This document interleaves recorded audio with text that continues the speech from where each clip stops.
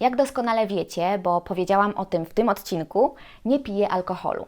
Opowiedziałam Wam o swojej abstynencji nie po to, żeby Was do abstynencji zachęcać, bo moim zdaniem to trzeba poczuć, ale po to, żeby pokazać Wam, że nie picie też jest ok, jest normalne, wcale nie musi wiązać się z jakąś chorobą i namawianie do picia naprawdę nie ma sensu.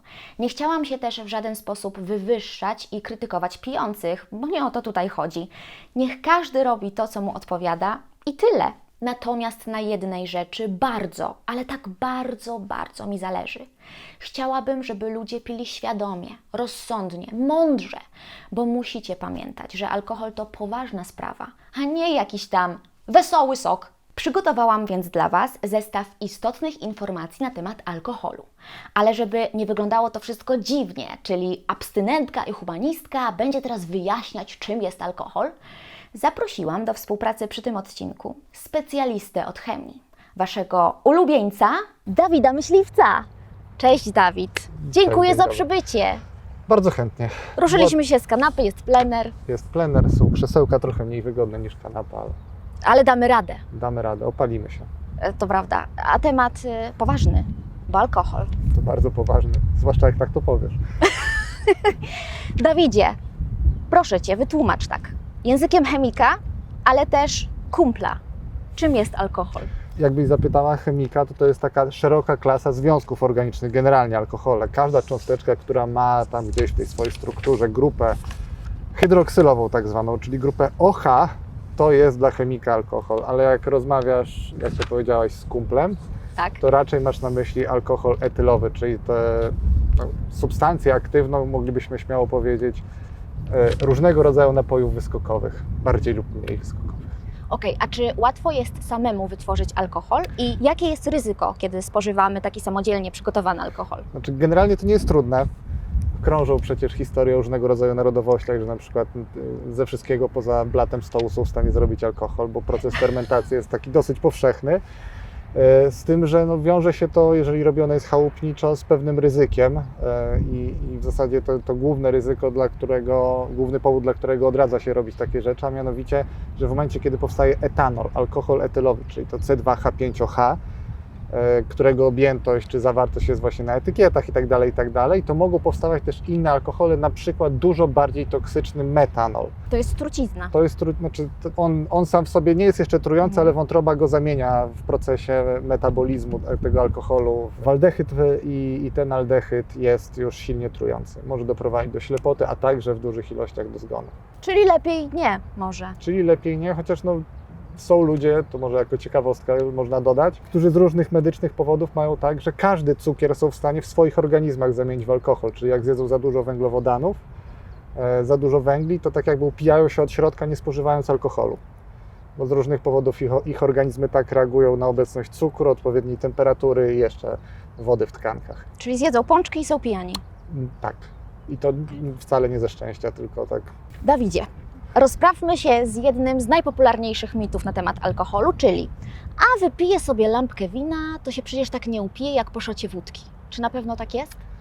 To jest, jeżeli ktoś miał chociaż trochę kontaktu z chemią i z czymś, co się nazywa stężenie, to prawdopodobnie wie, a przynajmniej powinien pamiętać, że tak nie jest, no bo jeżeli będziemy pili małą ilość czegoś, co ma dużą zawartość, w tym wypadku alkoholu, to owszem, gdybyśmy wypili tyle samo wina, które ma mniej alkoholu, to alkoholu przyjmiemy mniej, no ale tego wina pijemy proporcjonalnie więcej i przyjęło się, i zresztą słusznie, można to tak uśrednić, że mniej więcej jedno piwo zawiera tyle samo alkoholu, co lampka wina i jakby, mówię to uśredniając, oczywiście są drobne różnice w zależności od tego, jaki to jest konkretnie alkohol i też shot wódki, właśnie kieliszek wódki, czyli to mniej więcej jest tyle samo, nawet o tym się mówi, że to jest taka jedna jednostka alkoholu. To teraz skupmy się na tym, co się dzieje w naszym organizmie, kiedy ten alkohol do niego się dostaje. Tak po kolei.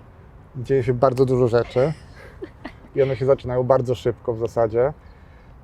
Po jakim czasie? Można powiedzieć, praktycznie natychmiast, no bo w ustach poczujemy, prawda, smak tego alkoholu, ale pewnie nie o to Ci chodzi, bo mało kto pije alkohol, chociaż nie, myślę, że są, dobra, są osoby, które piją alkohol dla smaku, ale Myślę, że w takiej większości, gdybyśmy zrobili przekrój przez społeczeństwo, to jednak chodzi o to, co się dzieje później, co się dzieje już w przewodzie pokarmowym, jak alkohol opuszcza żołądek i jest w znacznej mierze wchłaniany, w przeważającej mierze jest wchłaniany z jelita cienkiego, dostaje się do krwi. W związku z tym, jak dostaje się do krwi, to dostaje się też do każdej komórki, która ma podłączenie tak jakby do układu krwionośnego, a każda komórka ma jakieś tam podłączenie do układu krwionośnego, czyli tak naprawdę alkohol oddziałuje na wszystkie komórki. To, co my odczuwamy, to są głównie oddziaływania ze strony układu nerwowego, centralnego układu nerwowego. Mówi się fachowo, że alkohol etylowy jest depresantem tego układu, to znaczy w różny sposób, na różnych szlakach metabolicznych można powiedzieć, i nie w jakiś tylko jeden wybrany sposób, ale jest w stanie zmniejszyć aktywność ośrodkowego układu nerwowego. Oczywiście to nie jest tak, że od razu stajemy się, powiedzmy, nie wiem, senni, tylko to się odbywa etapami. Na początku u wielu osób można obserwować właśnie takie rozluźnienie, trochę więcej energii, w związku z tym, że też układ hormonalny działa. No generalnie, jeżeli ktoś kiedykolwiek był na imprezie i widział osobę, która zaczyna tracić panowanie nad sobą, no to jest właśnie taki książkowy przykład mniej więcej, jak działa alkohol. A po wszystkim jest kac. Jest kac. Czym jest kac? Co to Znaczy, właściwie no jest? przede wszystkim kac jest nie zawsze. Jeżeli ktoś zachował umiar, to jest szansa, że tego czegoś uniknie. I tak naprawdę ciężko jest jednoznacznie powiedzieć, z czego bierze się kac, bo naukowcy nie są co do tego nawet zgodni. Jest kilka teorii. Zauważono, że na przykład jeżeli ktoś pije kolorowe alkohole, czyli takie, które nie są z różnych powodów klarowne, przezroczyste, bezbarwne, chemiczny żargon znowu, to wtedy ten kac występuje częściej i jest silniejszy. I dlatego takim najczęstszym podejrzanym o wywoływanie kaca, poza samym tylko alkoholem, są takie dodatki, które właśnie tę barwę nadają. One się fachowo nazywają alkohole fuzlowe, powstały tam w procesie destylacji i generalnie tak jest. No, można też dodać, że jeżeli ktoś na przykład spożywał mało innych płynów i głównie alkohol, też może odczuć silniejszego właśnie kaca kolejnego dnia, czy te wszystkie nieprzyjemne dolegliwości. Dlatego często postuluje się, że tutaj w grę wchodzi odwodnienie, bo alkohol ma takie działanie odwadniające też, bo właśnie działa na układ nerwowy, blokuje wydzielanie pewnych hormonów, częściej chce nam się chodzić do toalety, pozbywamy się wody, woda jest potrzebna, bez wody się umiera. Kac jest takim trochę może umieraniem nawet kolejnego dnia. A te wszystkie preparaty na kaca działają, czy to jest... Czy objawowo mogą działać, jeżeli ktoś na przykład ma ból głowy i łyknie proszek przeciwbólowy, to może czuć mniejszy ból głowy. Natomiast jeżeli chodzi o przyczynę, ze względu na to, że przyczyna jest nie do końca wyjaśniona, to ciężko powiedzieć, że jesteśmy w stanie z tą przyczyną walczyć. Na pewno nawadnianie organizmu po takiej, dziwnie brzmi, ale obfitej libacji, czy takiej bardzo dużej imprezie, to jest dobry pomysł. A te preparaty to tak. A te preparaty to bardziej tak, żeby z objawami walczyć, a nie z przyczyną, czyli no będziemy mieli mniej nieprzyjemnych objawów, ale prawdopodobnie nie przyspieszymy tego procesu wychodzenia organizmu z tego nieprzyjemnego stanu. Ty jesteś wielki jak dąb, ja 2 razy mniejsza i tak się zastanawiam, czy waga, wzrost, płeć mają wpływ na to, jak organizm radzi sobie z alkoholem. No myślę, że też zapewne sama to czujesz, tak samo widzowie na pewno to wszyscy czują jakoś tam intuicyjnie, że jeżeli tyle samo alkoholu zaaplikujemy osobie, która waży 50 kg i 100 kg, to stężenie alkoholu we krwi wyrażane w promilach, czyli w tam 1/1000 objętości, no to stężenie alkoholu będzie większe u osoby, która jest mniejsza, bo ona będzie miała na przykład mniej krwi. Zwłaszcza jeżeli ten alkohol będziemy przyswajać, no to różnica rozmiarów, jeżeli chodzi o płcie, na pewno pierwszy ważny czynnik. Drugi ważny czynnik, o którym też nie można zapominać, że organizm przez to, że alkohol postrzega głównie przez mózg i receptory znajdujące się w mózgu, może się w pewien sposób do tego alkoholu przyzwyczaić, czyli może się zmienić liczba receptorów w mózgu na pewne substancje, których gospodarka jest przez alkohol zaburzana. Kiedy tego alkoholu się pije na przykład dużo, a kulturowo też jest tak, że mężczyźni piją jednak więcej. W związku z tym też mogą przez to z takiego, no nie chcę użyć słowa przyzwyczajenia, ale z takiej delikatnej adaptacji organizmu do tego stanu może to wynikać, ale też jest taki kluczowy czynnik, no bo alkohol jest usuwany z organizmu przez wątrobę. I w tej wątrobie takim kluczowym czynnikiem, który za to odpowiada, jest enzym o nazwie dehydrogenaza alkoholowa i generalnie jest tak, że mężczyźni mają jej więcej, czyli tego alkoholu są w stanie się trochę wydajniej pozbywać. Zakładając oczywiście, że wypiją tyle samo i przyswoją co kobiety. Czyli dlatego pewnie przyjęło się, że mężczyźni mają mocniejsze głowy, a właściwie to głowy i wątroby, bo alkohol Tak, czujemy w głowie, ale usuwany jest za pomocą wątroby. Dobrze mówię? myślę, że tak. Myślę, że jak prześledzisz historię tego powiedzenia, to będziesz to w stanie w którymś odcinku zdecydowanie jeszcze tutaj wyjaśnić. A czy przed piciem alkoholu albo w trakcie możemy się jakoś zabezpieczyć po to, żeby organizm lepiej przyjął ten alkohol? Generalnie jakiegoś takiego złotego remedium, żeby mieć tylko te pożądane, powiedzmy, skutki spożycia alkoholu i żadnych negatywnych, to zdecydowanie nie ma. Natomiast jeżeli chcemy spowolnić wchłanianie alkoholu, no to oczywiście można coś zrobić, można na przykład nie pić na pusty żołądek, no bo to, że on się wchłania z jelita to cienkiego, to nie jest tak, że to jest jedyna substancja, która się wchłania z jelita cienkiego. W związku z tym, jeżeli będzie miał takich konkurentów do przejścia do krwi, to będzie mu trudniej do tej krwi przeniknąć, będzie to się działo trochę wolniej. Czynnikiem, który trochę przyspiesza wchłanianie alkoholu, przynajmniej tak wynika z niektórych badań, jest na przykład spożywanie gazowanych napojów w momencie picia. Czyli jeżeli chcemy wybrać coś, co pijemy równocześnie z tym alkoholem i jednocześnie nie zależy nam na jak najszybszym przepompowaniu go do naszej krwi, oczywiście alkoholu, to powinniśmy wybierać rzeczy niegazowane. Zresztą to nawadnianie też z innych względów, pomijając oczywiście fakt chociażby wystąpienia kaca, też jest ważne, no bo alkohol po prostu odwadnia. I też dobrze jest zadbać o to, żeby także w czasie spożywania alkoholu, zwłaszcza w takie gorące dni jak dzisiaj na przykład, jeżeli ktoś zechce sobie skonsumować tego alkoholu, powiedzmy, nie wiem, w południe o 12, leżąc plackiem na plaży bardzo dużo, to jeżeli to będzie jedyny napój, jaki tego dnia przyjmuje, to może nie być najszczęśliwsza decyzja tak z punktu widzenia nawet nie tylko zdrowia dnia następnego, ale już tego zbliżającego się wieczoru. A czasem jest tak, że urywa się film. Z czego to wynika? No, alkohol to jest, mówiliśmy już dzisiaj, depresant ośrodkowego układu nerwowego.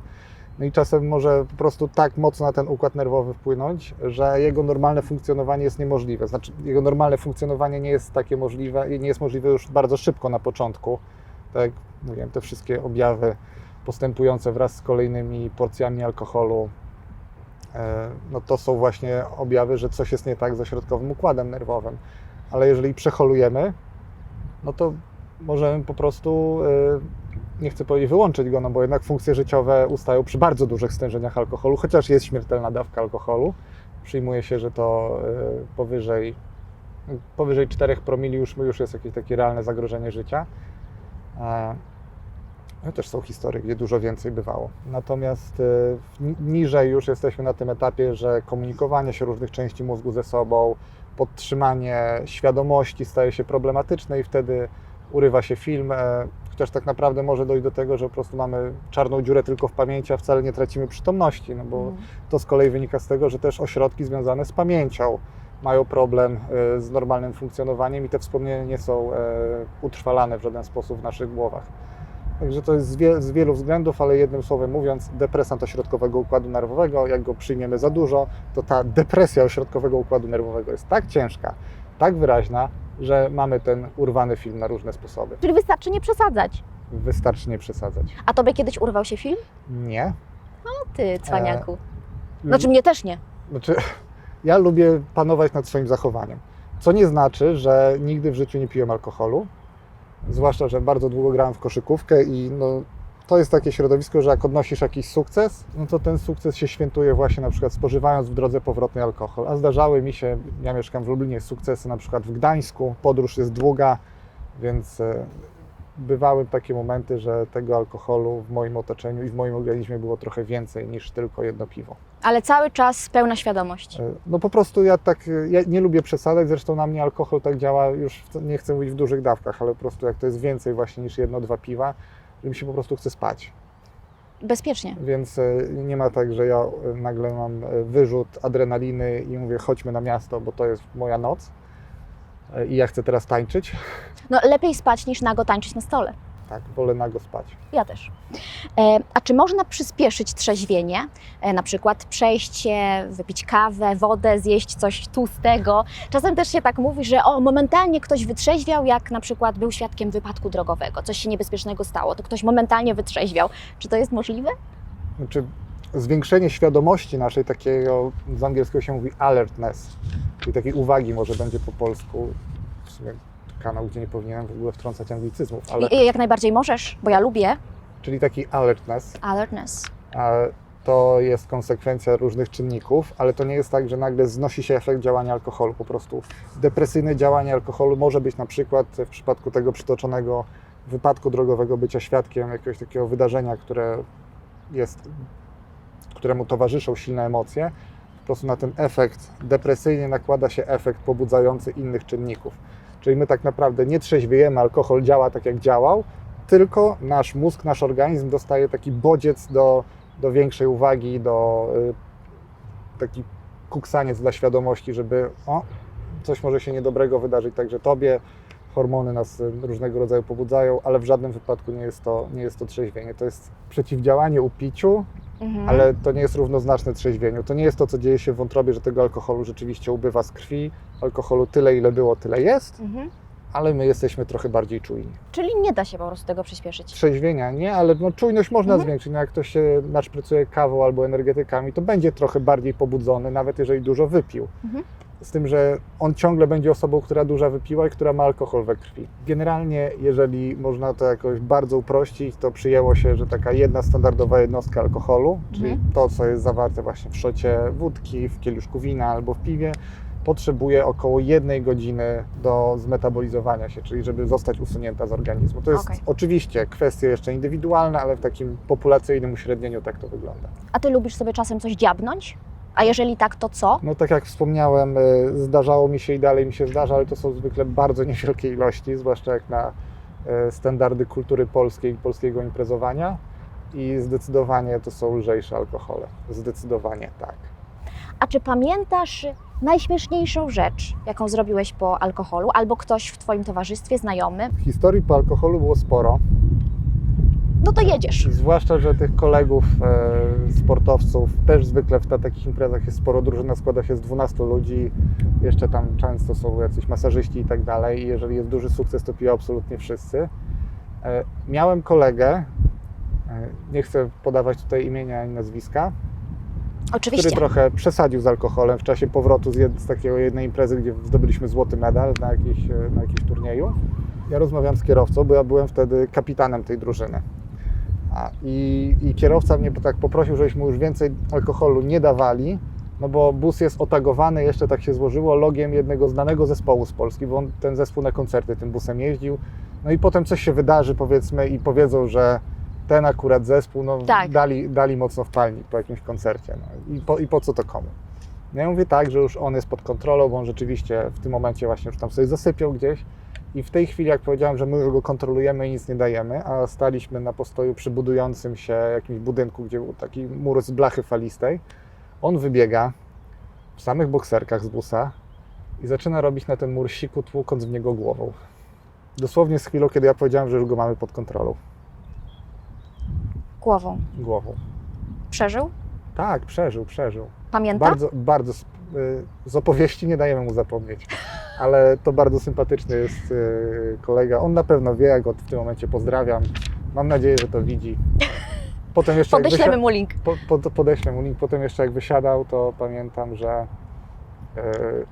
spakowaliśmy mu ubrania, które tam ubrudził w busie, czy na jakimś jedzeniu, nawet bardzo się ubrudził, to my go przebraliśmy i daliśmy mu te ubrania i on je odebrał, wysiadał razem ze mną w tym samym miejscu, bus odjechał i wyrzucił je sobie do śmieci i poszedł, bo myślał, że dostał po prostu śmieci z busa, z całego wyjazdu i wrzucił. Potem się zorientował, że to był jego sweter. Dobrze, ostatni wątek. Są takie osoby, które pod żadnym pozorem nie powinny pić alkoholu. To osoby niepełnoletnie, kobiety w ciąży, kierowcy. Teraz tak patrzę na tę wodę i cały czas w głowie mam to, że pływanie i alkohol to też niekoniecznie dobre połączenie.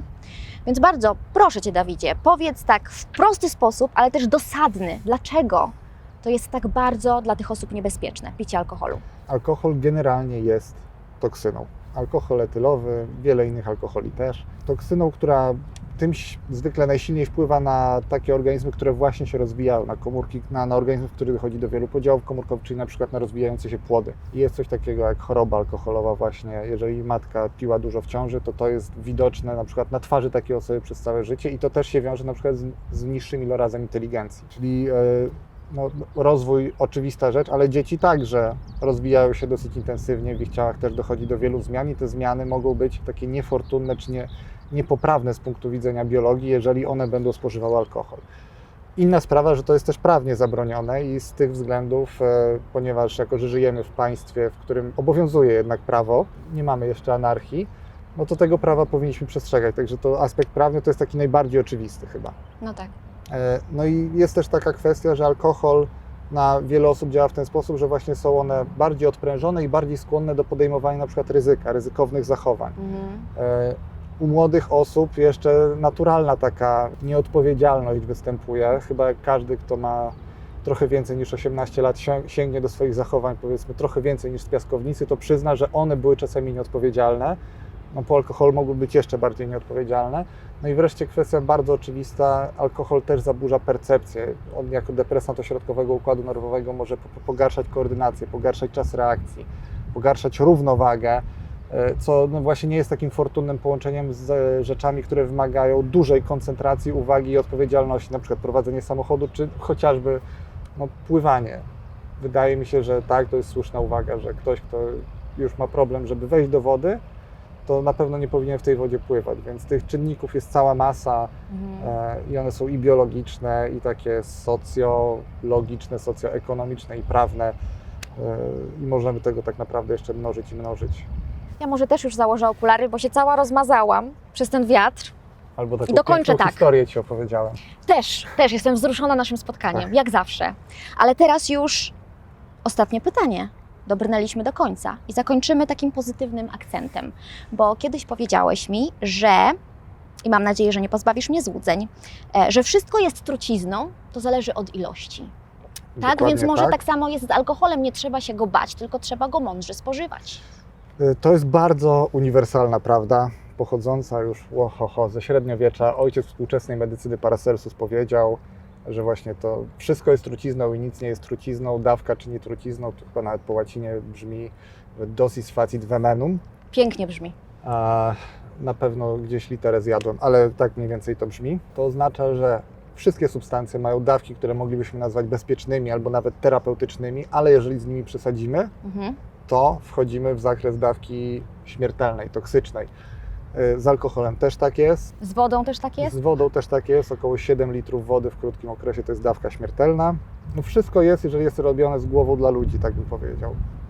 Inną prawdą też jest to, że alkohol etylowy jest klasyfikowany jako substancja kancerogenna. W takiej klasyfikacji Międzynarodowej Agencji Badań nad Rakiem odpowiedzialność, myślę, w tej sytuacji jest najważniejsza, zdrowy rozsądek i świadomość tego wszystkiego, o czym tutaj rozprawialiśmy w tym pełnym słońcu. W cyklu Myśląc Inaczej, bo chodzi o to, żeby ludzie zaczęli myśleć inaczej i pić inaczej, Chyba, czyli że mądrze. tak myślą i tak jeśli nie piją, piją to wtedy mądrze. nie muszą zmieniać. Wtedy nie muszą, to wtedy zostają z Wtedy nami. zmieniasz tytuł na Myślicie tak samo. Tak, wtedy zmienię. Dawidzie, dziękuję bardzo. Ja również dziękuję za zaproszenie. To jak zwykle było przemiłe spotkanie. Życzę Ci wszystkiego dobrego, piona. Subskrybujcie Dawida. I Paulinę. No oczywiście. Jeśli doktor chemii Was nie przekonał, to nie wiem, kto Was przekona. A tak zupełnie poważnie. Mam nadzieję, że ten film trochę Wam wyjaśnił wpływ alkoholu na organizm człowieka. I głęboko wierzę w to, że dzięki niemu będziecie bardziej świadomi tego, co się z Wami dzieje, gdy sięgniecie po coś z procentami. A jeśli macie ochotę na więcej informacji, bo tak się wciągnęliście w tę tematykę, to w opisie pod filmem znajdziecie linki do pomocnych stron, a także do quizu o alkoholu. Serdecznie Wam to wszystko polecam, a teraz dziękuję za uwagę i do zobaczenia niedługo. Mua!